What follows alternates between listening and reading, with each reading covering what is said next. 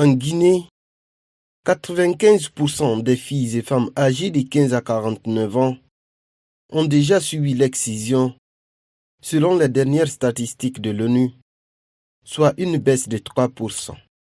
À Conakry, le ministère de la Femme, de la Famille, a convié les acteurs pour se pencher sur le fléau lors d'une célébration en différé de la Journée internationale sur la tolérance zéro contre les MGF. Ces chiffres ne sont pas abstraits.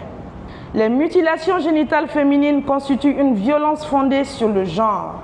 Elles exposent à des complications médicales graves et dans certains cas à la perte de la vie. La journée a été célébrée sous le thème « Vers 2030, pas de fin de MGF sans engagement et investissement soutenu ». Pour la première fois, les 13 municipalités de Conakry se sont engagées à intégrer les MGF dans leur plan de développement. La Guinée réaffirme clairement et sans ambiguïté tolérance zéro aux mutilations génitales féminines. Nous nous engageons collectivement à intégrer la lutte contre les MGF dans nos documents de planification locale, notamment les plans de développement locaux et les plans annuels d'investissement, les PAI.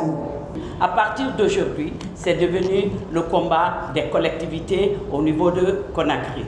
La tolérance zéro ne peut plus rester une déclaration d'intention. Elle doit devenir une réalité concrète et mesurable dans chaque communauté. Dans ce cadre, le système des Nations Unies et leurs partenaires réaffirment leur engagement à accompagner le gouvernement guinéen aux exigences et cohérences. Avec le courage politique et la conviction partagée, il est possible de mettre fin aux mutilations génitales féminines en Guinée. Avec l'instauration depuis 2016 d'une loi portant prévention, répression et prise en charge des mutilations génitales féminines, la Guinée a marqué un pas significatif dans la lutte contre ces pratiques néfastes. Mais le défi reste toujours dans l'application.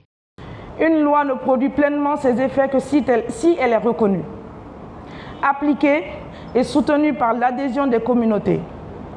L'enjeu est donc double.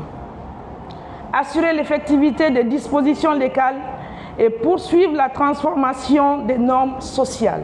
Pour la ministre, la lutte contre les MGF n'est pas une lutte contre les cultures.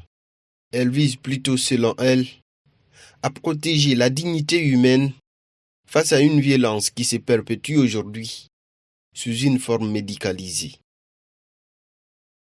Il convient également de rappeler avec fermeté que la médicalisation des mutilations génitales féminines ne constitue en aucun cas une solution. Elle ne fait que perpétuer la pratique sous une autre forme. La seule voie acceptable demeure l'abandon. Aucune religion n'impose la mutilation d'une enfant. Malgré les engagements renouvelés, le cadre légal existant, la fin des mutilations génitales féminines en Guinée dépendra surtout de la capacité des communautés, des autorités et des acteurs locaux à transformer ces promesses en actions concrètes, durables et visibles sur le terrain. Les différents intervenants l'ont reconnu en appelant à une sensibilisation accentuée en milieu familial.